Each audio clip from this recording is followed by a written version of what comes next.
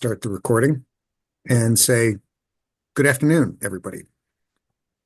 Welcome to today's installment of the Thriving Communities webinar series. My name is Mike Delaney, and I'm with University of Illinois Extension. I'm going to begin with some quick housekeeping notes. As you've noted, please note that we are recording today's webinar. At the conclusion of today's presentation, registered participants will receive an email with the slides from the webinar and a link to the recording. If you're joining us today but haven't registered, that's perfectly fine. If you'd like to make sure, however, that you received the recording and the slides, please drop your email into the chat box and we'll make sure to add you to the distribution list. Please note that if you so desire, you can activate Zoom's closed captioning function at the bottom of your screen.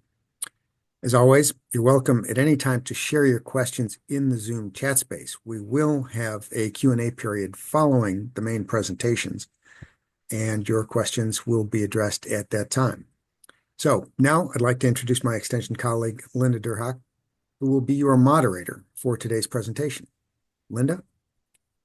Okay, thank you, Mike, for that introduction. So I'm Linda Durhak. Welcome to this University of Illinois Extension Local Government Education webinar.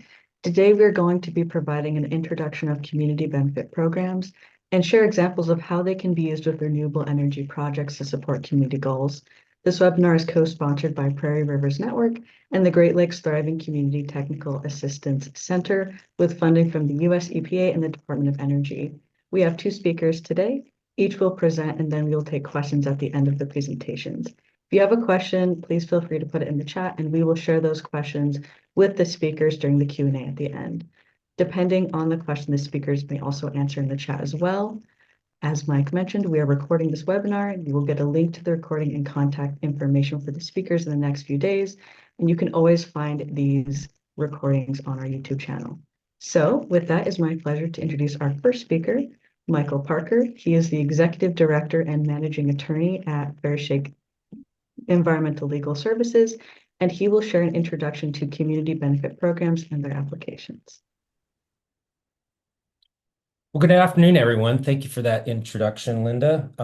As Linda noted, my name is Michael Parker. I'm the Executive Director and Managing Attorney at Fair Shake Environmental Legal Services, and I'm out of Pittsburgh, Pennsylvania. So I'm going to share my screen here and start the presentation. I trust everyone can see this. Yes, we can. All right. So I'm here to talk about community benefit agreements, and I am an attorney. However, just as the initial disclaimer, as all attorneys have to do when we give these public presentations, I am an attorney. I am not your attorney. I am not providing you direct legal advice, and this presentation is for educational purposes only. So as I noted, I'm with Fair Shake Environmental Legal Services. We are a 501c3 nonprofit law firm headquartered in Pittsburgh, Pennsylvania.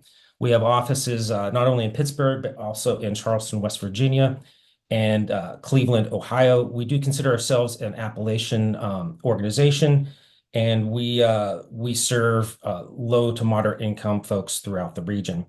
Our mission is to provide access to environmental justice, and we do that through providing free to low cost legal services. And we also have a community democracy program that does grassroots democracy consultation and helps with things like building community benefit coalitions.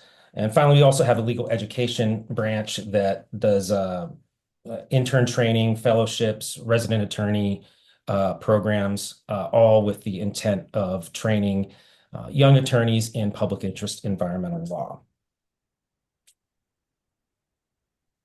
Finally, most of our work just geographically situated where we are, we do a lot of oil and gas work. We are in the Marcellus Shale play, so about 40% of our cases have something to do with our Marcellus Shale in one way or another. But we're also doing a lot more with utility scale solar, lease reviews and things like that, community benefit negotiations on housing projects and large commercial developments. And we're also starting to see some more work on things like pore space leasing under the Arch 2 development and with carbon capture and sequestration plans. So that's who we are as an organization. And uh, why am I here today? I'm here today with a variety of goals here. One of those goals, the first one, is to just introduce some resources on community benefits. We're also going to go over what exactly a community benefit agreement is. I'll talk a little bit about community benefit ordinances, and I'll wrap it up with why community benefit agreements can be good for everyone involved. So why are we here? What brought us to this point? What resources are driving this conversation? In many ways, this conversation is being driven by Executive Order 14008, which the Biden administration issued in 2021, very early in his term. And through it created the Justice 40 Initiative. So what is the Justice 40 Initiative? It's a program where 40%, with the goal of having 40% of federal climate, energy, affordable housing, and other investments flow into disadvantaged communities. So, I mentioned energy, affordable housing, and other. What are some of those other types of investments that would trigger Justice 40 requirements? Those are things like workforce development and training, remediation and reduction of legacy pollution, and the development of criteria for clean water and wastewater infrastructure. So it's a pretty broad set of funding priorities that trigger this type of requirement, and these are usually funding priorities that flow from the bipartisan infrastructure law and the Inflation Reduction Act.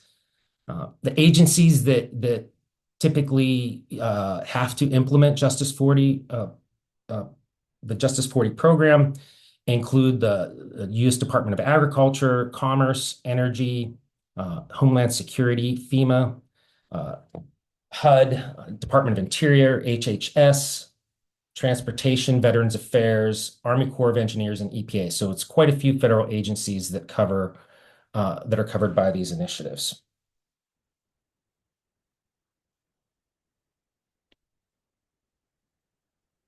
So what is a CBA?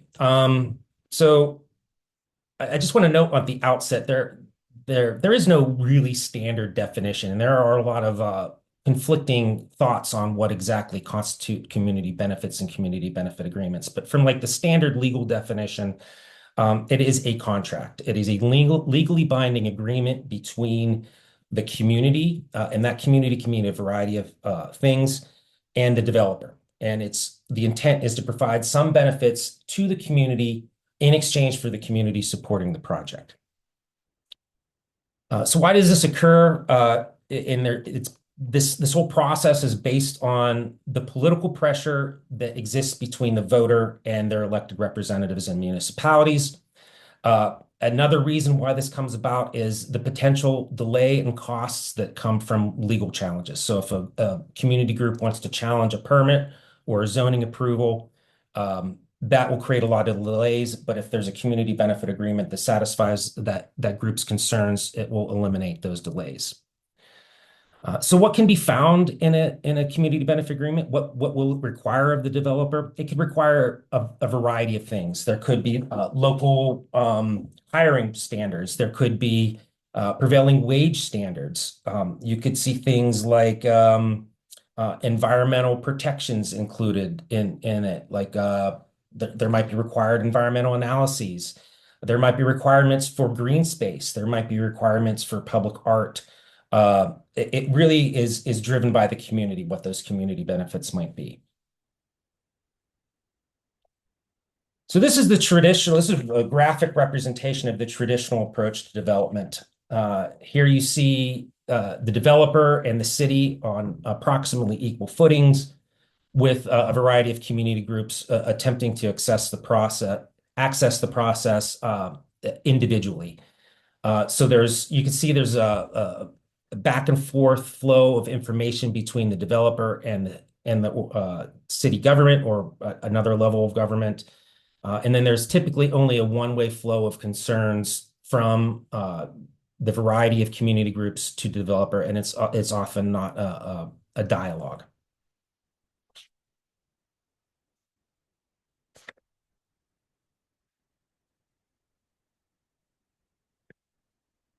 This is a graphic representation of what the process looks like when there is a community benefit agreement in play.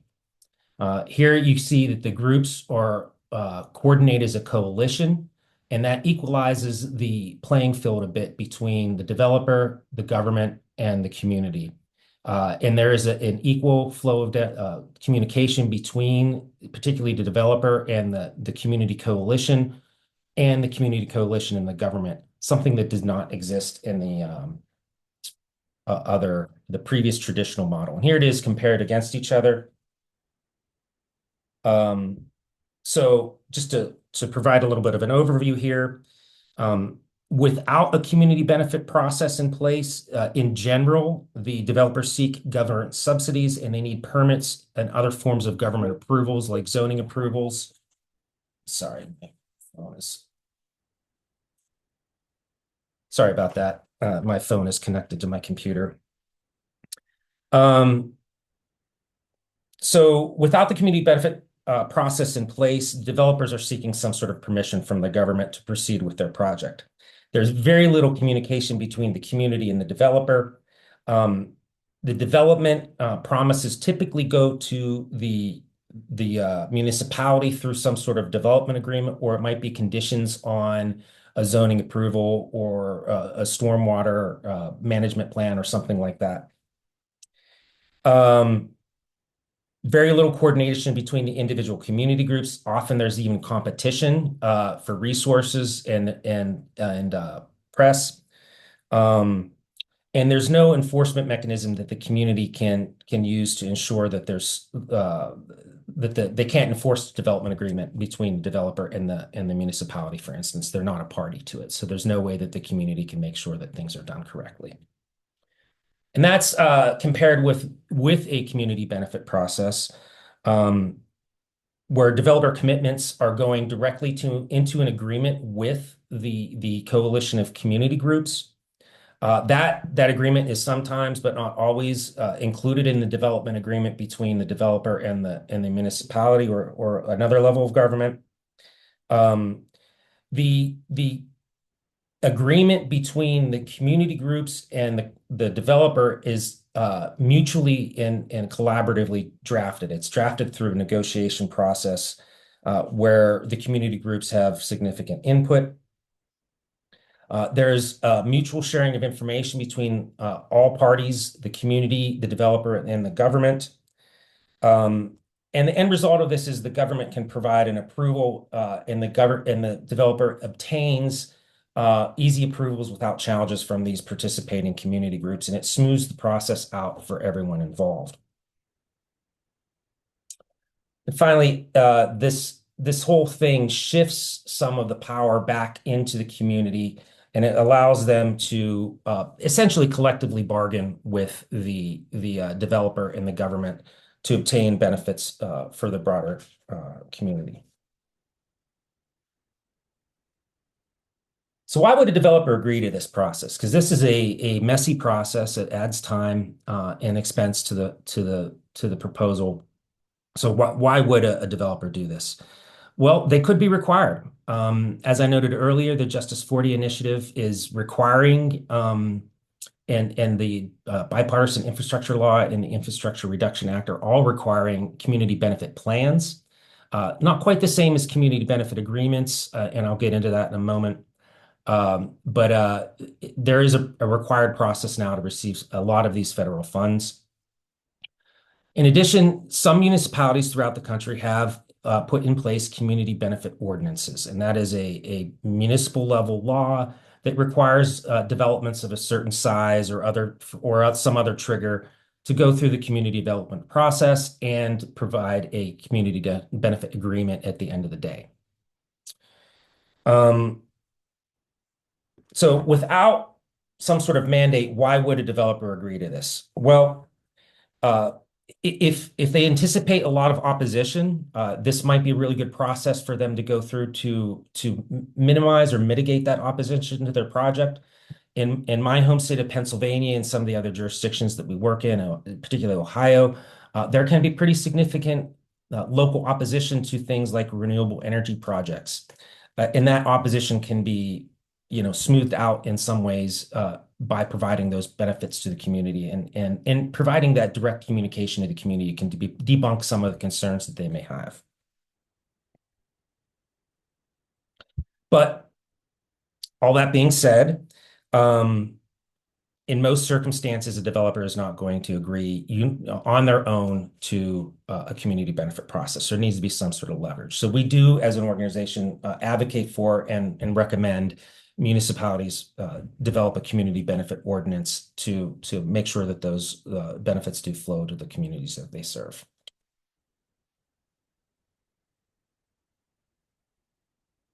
So what is a community benefit ordinance?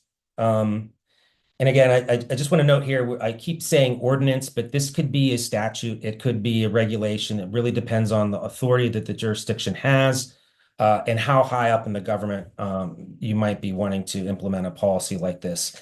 My personal opinion is that I think that the higher level of government that implements a community benefit process mandate, the better. Mostly because developers are going to compete against each other, and if they're looking at a community to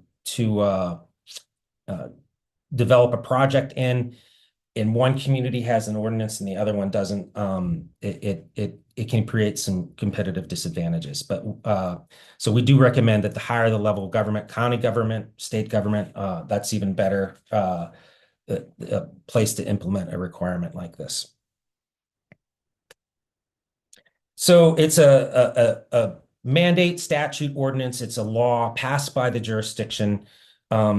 Often there's a trigger that mandates this process. Not every development, if someone's building a house or small convenience store or something like that, it's not going to trigger a community benefit ordinance requirement. These are going to be much larger projects that have a large footprint, a large impact on the community, really something that justifies expanding the process and requiring benefits.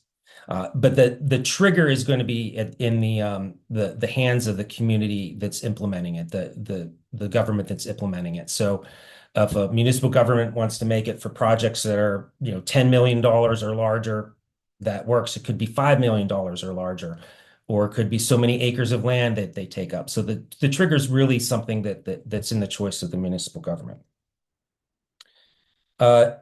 And what they do is they require the developer to engage with the community coalition and to develop a community benefit agreement at the end of the day. And sometimes the ordinance will require that the community benefit agreement be incorporated into the development agreement with the municipality. And the reason for that is so that the municipality could step in and enforce the terms of the community benefit agreement in addition to the community itself. So it allows for more entities to monitor and enforce the agreement to ensure better accountability from the developer. One other thing I would note here is that the agreement, the community benefit ordinance can require one of two things, or it can require both. It can require a baseline set of community benefits where it could lay out exactly what those benefits might be in advance, or it could say you just need to develop the agreements with input from the community. Baseline community benefits can include things like local hiring requirements, green space, public art requirements, prevailing wage requirements, blight removal, the creation of a citizen advisory panel. Again, really what the community is looking for. So how do we figure out what the community is looking for? Well, the process Fair Shake goes through is community visioning, and this is a big part of the engagement process, where it's mostly listening sessions, really trying to understand what the community wants for their region. So the vision, people might articulate broad concepts like a thriving natural world, or health and safety, or better housing, and those types of visions can be translated into more concrete community goals like clean air and clean water, or emergency response planning, like if there's going to be, if a community is worried about a train derailment, for instance, like in East Palestine. or reliable transportation, making sure that there's sidewalks that are in place to get around the proposal or the additional of hiking and biking trails. So again, the vision is articulated by the community, and that's translated into community goals. One thing I do want to highlight here is that's very important is having strong communication with the community. These agreements die in a communication vacuum. A free flow of information and transparency between the company and the community is essential. Strong public participation process and a collaborative decision-making approach will lead to a stronger and better agreement. And finally, the agreement needs to have effective provisions for monitoring enforcement, so that everyone knows what needs to be done going forward, and the developer knows what they need to do to comply. So what does a CBA process look like? Well, it's a bit of the earlier you start, the better. I hear that a lot. You don't necessarily want to start until you're applying for your NIPD's permit or your stormwater management permit.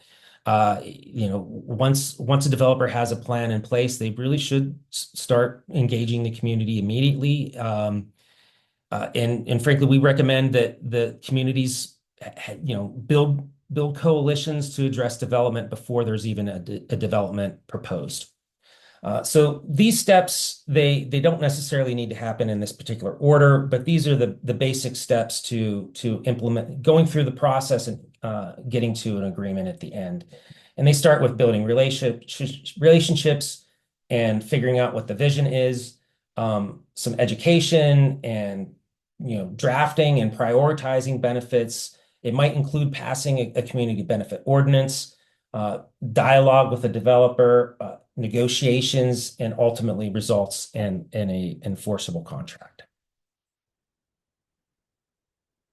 So Fair Shake has been working on a guide and published a guide actually very recently on community benefit agreements.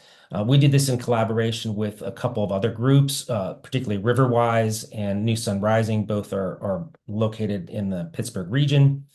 Our guidebook is located, if you're interested in reviewing it, there's about 45 pages of resources there. It's located at www.fairshake-els.org/community-benefits. And that is where we have it digitally published right now. Oh, and there's the URL right there. I forgot that was there before I announced it. So this is the cover of it. We do have some print versions available, not a whole lot, but if you are interested in a print version, let me know. So this is what the intro page looks like on the digital version, and it basically lays out the table of contents of the guidebook. So we have the basic introduction, we have examples of benefits. One of the things I'd like to highlight here is the Smarties concept that we have here, which is an acronym for the characteristics of a strong community benefit agreement. That acronym stands for S is specific, and that means that you need to have very specific language and terms in the agreement. There has to be measurable outcomes that can be for accountability purposes. It has to be actionable. Is this possible? Is the community asking for too much? Is the developer expecting to do too little? Is it relevant? Does the agreement actually reflect the community's vision and goals? Is it time bound? Are there deadlines that everyone needs to meet and they know what they are? Is it intentionally targeted for the impact? So it needs to be thoughtful about who is facing the most impacts from the proposal. And it should be equitable, so it should address problems with equity and justice. If there's a particularly disadvantaged community, they should get the most of the benefits. And it should be supported by a diverse and representative coalition. The coalition that negotiates these agreements really needs to be as diverse and open as possible. The more community groups involved, the stronger the agreement. All right, so some cautions that we've noticed as we've worked through this. The first one is that you really need to balance the urgency of the proposal against care for community interests. With a broad and diverse coalition, there's going to be many cooks in the kitchen, and that could lead to an overwhelming ask or an extended engagement period. That needs to be balanced against the potential urgency of the project. There could be funding requirements or deadlines that the developer needs to meet. So those tensions need to be thought through as you negotiate the agreement and approach the process. There's also caution about community benefit plans, which is the requirement of the bipartisan infrastructure law and the Inflation Reduction Act. These community benefit plans are something that that's required by well, it's not really required, but the applications for funding under those programs are better scored. You get 20 points if you have a really good community benefit plan. So those are really more about the process. They don't really include concrete benefits for the community typically. So there's more work that needs to be done, and the community benefit plan process should not be the exclusive process that's used for these projects. And then third, there can be some unintended uses of these new tools. We did lay out basically from the community's perspective exactly the way we think this should go. We laid out, laid it all online essentially. So there could be some unscrupulous actors that use these principles to push through a development without actually addressing the concerns of the community. Some observations as well. Community benefit agreements approaching them should be tempered. You should be tempering optimism with realism. So there's a lot of excitement about community benefit agreements right now, but they're not a silver bullet for environmental justice and disadvantaged communities. They're a big step in the process to addressing the problems in those regions, but it shouldn't be the only thing done for them.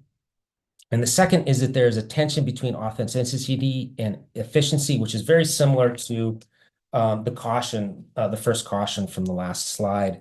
Authentic community visioning in the CBA process takes a lot of time and resources, and that may not be available. We had a client recently who came to us in the government agency. They wanted to complete the entire community benefit process in 6 weeks. Just not a doable ask. It's just not going to happen. So there's a tension there, and sometimes that tension needs to be worked through. But it is really worthwhile to work through this process because it really does. If you do it right, you end up with an agreement that's a win-win for everyone involved. It's a win-win for the local government. It's a win-win for the community, and it's a win-win for the developer.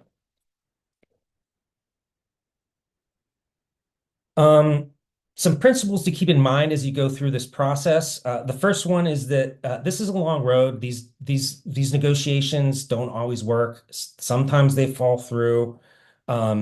The CBAs and the CBA process is often a tough pill to swallow for the developer, and without a mandate, it's likely to not happen. Most developments don't have community benefit agreements without a mandate.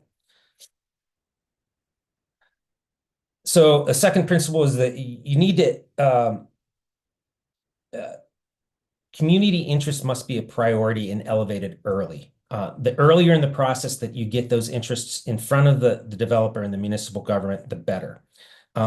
There's power imbalances that exist that need to be accounted for. Even when the community groups band together, there's still resource constraints. They may not have the money to hire an attorney to review the agreement or negotiate the agreement. So there's always going to be a disparity between the parties, even with the collective approach from the communities. And that needs to be taken into account as you work through this process. And then third principle is that communities need to recognize their value. They have social capital, they have vision, they have moral authority. that are currencies in this process, and that needs to be recognized and acknowledged. Um, and this is in part due to the Justice 40 initiative. Communities have gained some power because of that, and that needs to be recognized. So developers really should engage with communities as a valuable step towards environmental justice, and not just because it's required.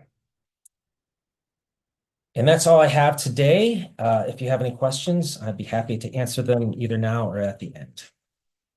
Thank you so much, Michael. We're going to go ahead and have our next speaker present, and then we will answer questions at the end. There's already been some great questions in the chat that we will get to. I'd like to introduce our second speaker, Christine Chan-Lazardo, who is the Network Coordinator and Marketing Lead for eLab, an initiative within Rocky Mountain Institute's carbon-free electricity practice. And she will share information about the Community Benefits Catalog that her team released, which provides examples of benefits that communities can receive. Yeah, thank you for inviting me to speak with you today. As you so well introduced, I'm with the RMI's community. I'm with RMI's electricity practice. For the past year, I've been looking at community engagement and community benefits connected to utility scale clean energy projects that have recently won federal funding. So that's my scope. I'm glad to be following Michael, who's giving you a broad overview of community benefit agreements and plans. Local opposition is one of the top 3 reasons why clean energy projects fail and are canceled. So that's a little bit of background for that. Fact is what brings me, coming from an environmental nonprofit focused on clean energy transition, to be looking also at community engagement. I'm glad that Michael called it a community benefits process. What we're being faced with now is learning how to enable and work with communities better than we have before in realizing a clean energy transition. We all know this already, and again, Michael laid the groundwork, but I always want to take the couple of seconds to say that we have been given an historic and unprecedented opportunity with the Bipartisan Infrastructure Law and the Inflation Reduction Act. Again, we all know this, but it's important to state because we also know that the impact and opportunities of these mandates aren't appreciated across America right now, right? Like it needs to be, it's another reason why we have to get community engagement right.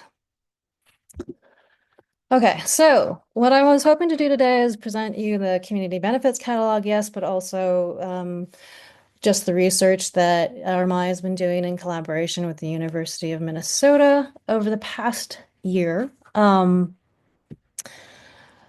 RMI is a nonpartisan, non-ideological nonprofit. We're focused on transforming global energy use. We were recently summarized by a journalist as a research and advocacy nonprofit, and that's fine. I think we have a lot more skill sets and interventions to offer. RMI works with individuals, corporations, communities, foundations, and government leaders around the world to create a clean energy future for all. It's a very important part of the mission to me. And then I think most of you are familiar with Gabe Chan, the Chan Lab, and the work that he's doing at the University of Minnesota around policy, general innovation, enabling general innovation in the electricity sector, working on DER deployment and working with rural electric co-ops. But it's been a pleasure to work with him over the past year. In February, the DOE released applications of selectees that were 56 selectees, 58 selectees for their grid resilience, innovation, and partnership funding opportunity. So this was became available in February, and this has been kind of kicking off the work that Gabe and I have been doing. Alongside it, we've done a landscape analysis of community benefits that have been offered, and also have been conducting interviews. I think there's just three takeaways that I wanted to point out about this program, which is one of hundreds funding that were launched by the BIL and IRA. One, I love that the selectees for round one represent a range of entities. There are utilities, there are rural electric co-ops. They make up the majority of the awardees or selectees at this point. But there's also state agencies, public power consultants. There's a tribal nation. There are independent power producers. That's what IPP stands for. Anyway, a range of entities. So within that, a range of business models and approaches and ability to implement community benefits. That's the one takeaway I wanted to take out of three.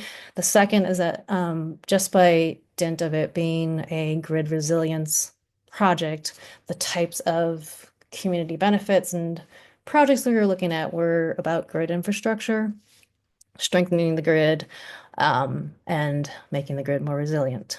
But it is the largest source of CBP data publicly available that we have. So 672 pages of CBPs to read, a little bit of light beach reading. But that's what we have been analyzing and looking at over the past year. This presentation has a link to the website where you can get all these documents through the FOIA Act fulfillment, and we're expecting, I mean, I mentioned this is just one out of hundreds. We're expecting more documents to be released at some point. All right, so initial findings from this analysis, I wanted to acknowledge what's been accomplished so far. Again, going back to this program being administered by the Department of Energy, the DOE articulated 4 pillars to guide their applicants in providing community benefits. Those 4 pillars are community and labor engagement, investing in quality jobs, diversity, equity, inclusion, and accessibility, DEIA, and then complying with the Justice 40 mandate. Under Justice 40, the DOE articulated 8 sub-priorities or policy priorities. Every agency has been doing this differently. EPA does it a little bit differently. USDA has done it a little bit differently. And then even each program under DOE has emphasized different nuances under these 4 pillars. But what I wanted to take away is that for community and labor engagement, we have seen in the CBPs, relationships were mentioned in almost all of the CBPs. Labor unions, higher academic institutions, and workforce development organizations were prominently mentioned. There were some others, but those new engagement and partnership actions were also mentioned as being created in the effort of the CBP. Okay, what I wanted to point out here, though, is that there has been a success in bringing these relationships or these conversations up further because these organizations were engaged in the proposal writing stages. So I saw a question here. We can get to that later. But for me, that's a success because embedded in these projects are community benefits that are being asked for by representatives. For investing in quality jobs, over half of the CBPs discussed actions for training, education, and skilled job creation. And what we noted as well is many of the CBPs made explicit commitments to draw in underrepresented populations in these programs to make sure these programs targeted and were offered to the populations and the communities directly impacted. And so to me, that is an example of how the DEIA overlay was seen in the CBPs for many of the actions, whether it was affordability programs or outreach that would be targeted directly or thoughtfully towards LMI and DEC communities. We also saw DEIA show up in these CVPs in different other ways. So shifts in internal policy. There were commitments made for DEI training for staff required for even at leadership levels.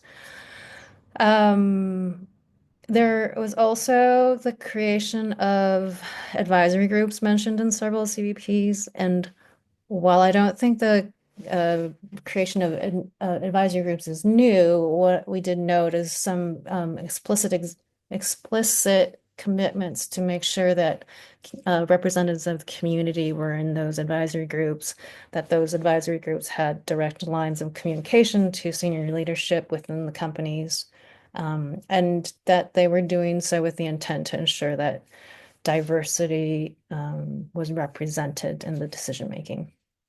And then Justice 40, just by dint of the program, there were a lot of resilience benefits mentioned. So reducing outages and hardening the grid naturally results in a more resilient, reliable grid.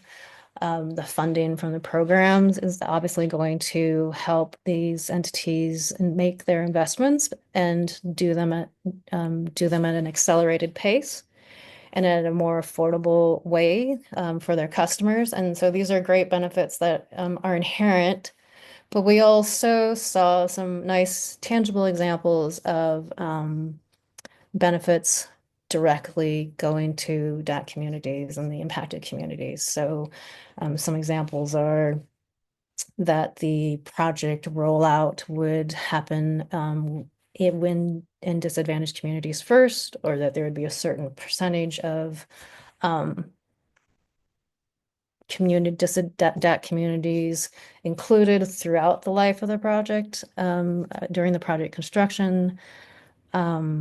We saw some great examples of financing programs and ownership for targeted directly at DAC communities, ownership of heat pumps, electric vehicles.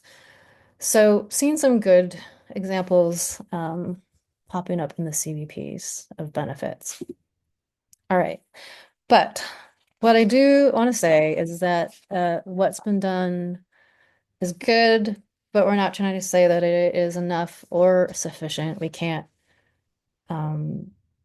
sacrifice. So the urgency coming from an environmental nonprofit, I wanted to allude to the fact that we work under the pressure of urgency for climate action, that's real. And yet at the same time, failure is guaranteed if we sacrifice the ability to adopt new approaches, build new partnerships, and enable authentic participation.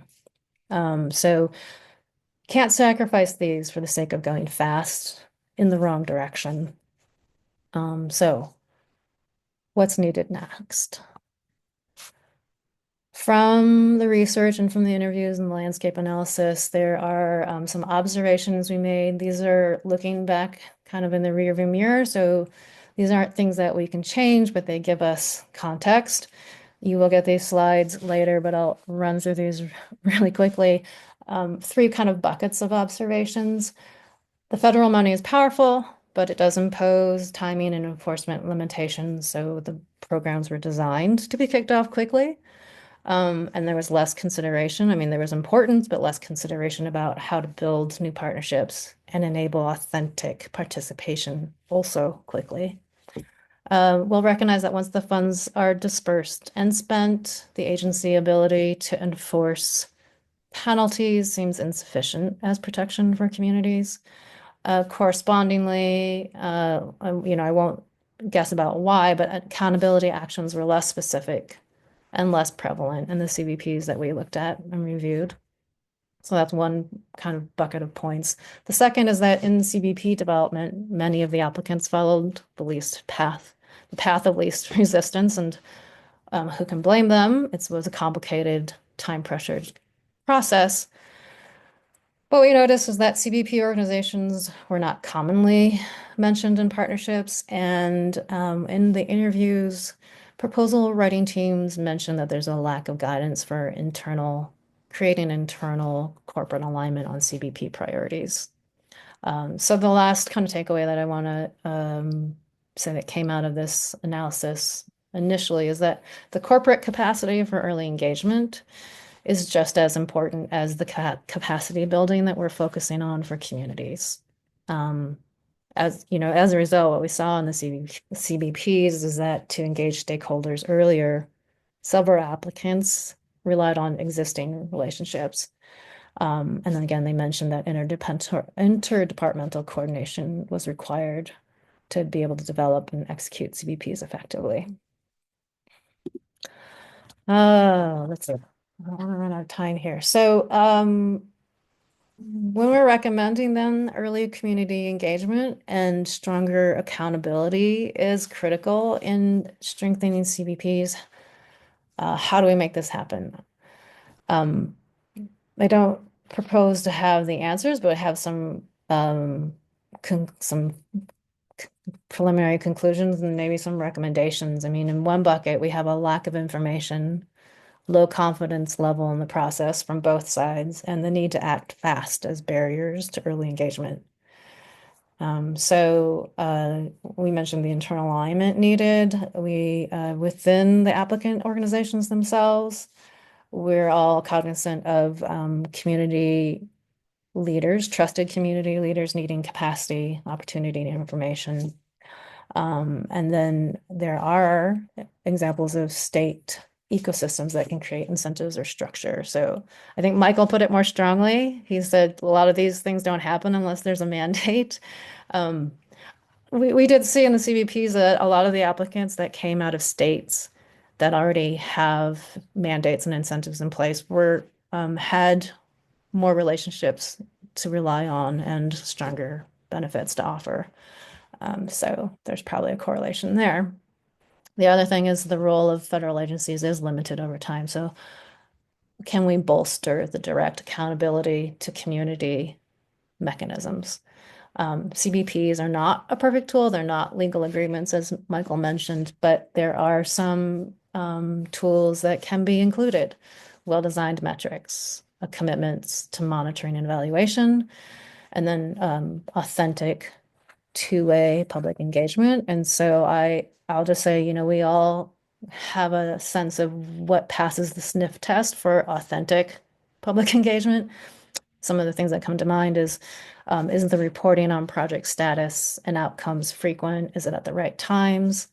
Is it thoughtful and accessible to the communities? And is it a commitment throughout the project's life cycle, from construction to operation to decommissioning? So these things are meant to be mentioned in the CBPs. Some of the agencies are more prescriptive than others, but we can be supporting. All right, so there's an insight brief that I'm hoping we'll publish in the fall that will talk share more of the detailed analytics about the GRIP CBPs that I mentioned and the conversations that we had, and then have a further discussion on the insights. I know that this group wanted to talk about the community benefits catalog, so I will talk about that in a little bit of detail for just a few minutes here. Community benefits catalog. So it's a listing of benefits organized by our framework of stakeholder priorities. I want to go back to talking about the framework, but let me just do this first. We released it in July. You can download it. If you already downloaded it, I do suggest. Okay, I can't walk and talk at the same time. I'll give you the link in a bit, but I do suggest downloading it again because we added a quick start guide to the download package that helps orient folks to using the spreadsheet. So it's a downloadable spreadsheet. We built it to be filterable and searchable. So you can search for keywords, you can search for certain stakeholder priorities, you can search by project type, you can filter by like a particular federal policy criteria. And then we we use this framework to create a checklist of and basically search for examples of real life benefit commitments that have been made. So please download that. There's a little snapshot of it. I think the main takeaway of doing the catalog work was that we did find that precedents exist for delivering delivering valuable community benefits. So the framework I wanted to talk about because we first created it because we wanted to make it simpler to understand and see how all of the policy criteria and the CBP development stages map onto different community concerns. So it's not to say that there's just one CBP development process, nor is it even linear or there's a right one to do, but there's 4 fundamental stages, if you will, that we recognized: securing the project go-ahead, building stakeholder relationships, determining the benefits, and then tracking and reporting outcomes. And under each of these milestones, we articulated categories of stakeholder priorities, but also applicant actions, tangible applicant actions that can address community concerns. And so this framework was, as I said, kind of a checklist that we used when we did the catalog. We just wanted to see, are there examples out there to show that it is possible to implement actions and benefits under each of these categories.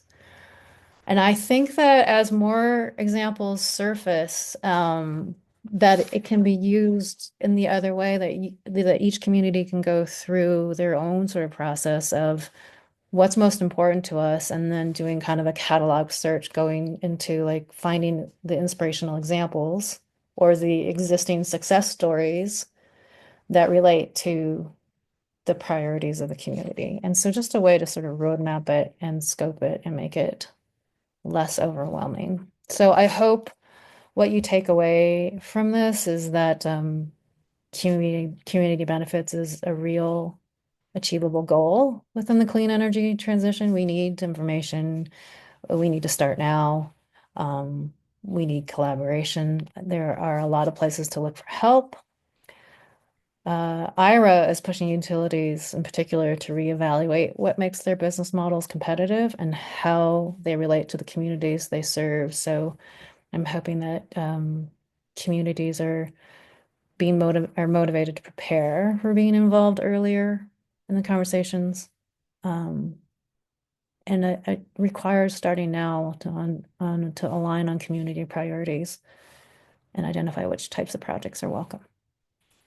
So thank you.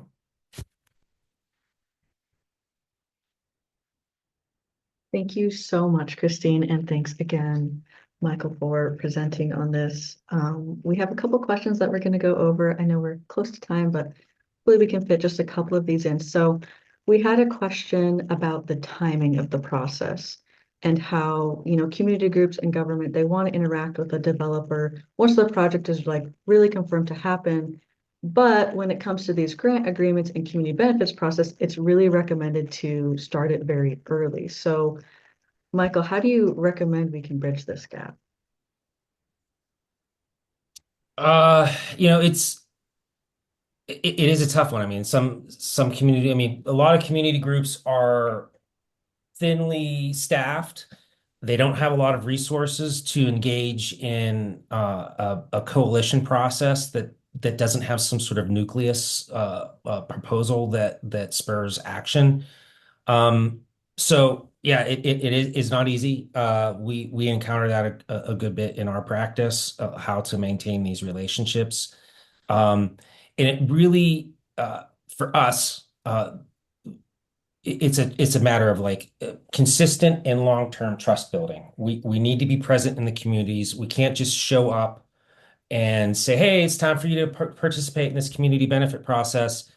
We need to be there, tabling at events, attending other organizations' events, being present in their processes so that it's a reciprocal exchange. So you're not just asking them to participate in the community benefit process. You are also there participating in their community events in their own processes. So that's kind of my take on it, is that you shouldn't just be engaging these community groups in this process alone. It takes, it just needs to be built into the way you operate this engagement. That makes sense. We had a follow-up that I think really ties in nicely. So there's small communities in remote and rural areas who might not have the resources to have robust organizations in place to engage in this process. And kind of they were asking, how can you form a formal agreement when no formal counterparty exists? Yeah, the lack of civic infrastructure in rural communities can be an obstacle. You know, for us, the way I look at that is I think through what is the definition of community. So are you looking at a town? Are you looking at a borough? Are you looking at a township? Are you looking at a county? Are you looking at a region of the state? So is the community only the people, only the tracts of land and the people who live there that are immediately adjacent to the proposal, or do you have to think a little bit broader?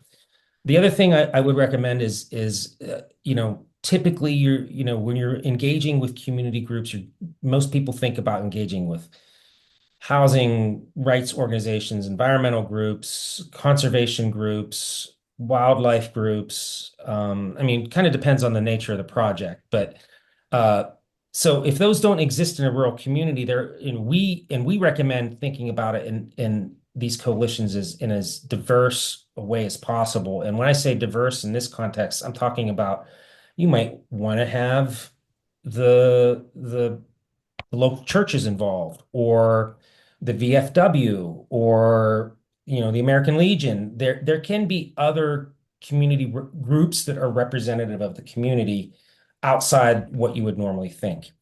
And then finally, I would say that there are circumstances where you don't end up with an agreement, that there's no formal contract at the end of the day. I just went to a community benefit workshop at the National Renewable Energy Laboratory in Golden, Colorado. And one of the things that was really emphasized in that workshop was a kind of a terminology shift away from community benefit agreements and towards a more of an umbrella term called community benefit mechanisms. And community benefit mechanisms can include things like a community benefit trust or fund or something like that set up by the developer that doesn't result in a contract. It could be a development agreement with the municipality where the community groups or community members who are very concerned or other stakeholders help inform the negotiations that the municipality undertakes. So there could be a variety of ways that you still loop in the community and make sure that the community is participating and that the process is transparent, but you might not necessarily be engaging with an actual group. There might be other ways that the stakeholders can negotiate and secure benefits for the communities. Thank you, Michael. Christine, do you have anything you want to add? Yeah, I think it's that community dialogue, right? Like community to me is a really vague term. You go from grassroots all the way to grass tops and local elected. So any of those can be the ones that you have community dialogue. I think you want to, what we're learning is how to thoughtfully engage at the right level so that you are getting the full spectrum of perspective from community grassroots all the way to electeds. Yeah, thank you so much. We are close to time, but I just want to open it up if anyone has any other questions that they'd like to ask. Now's your opportunity.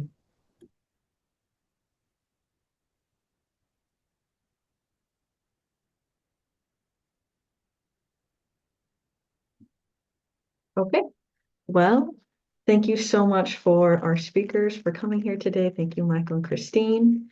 And yeah, we appreciate you joining this webinar and we hope to see you next time. Thank you so much for having. Yeah, thank you. Thank you very much. This was excellent information. Greatly appreciated. Very Great. glad it could be helpful.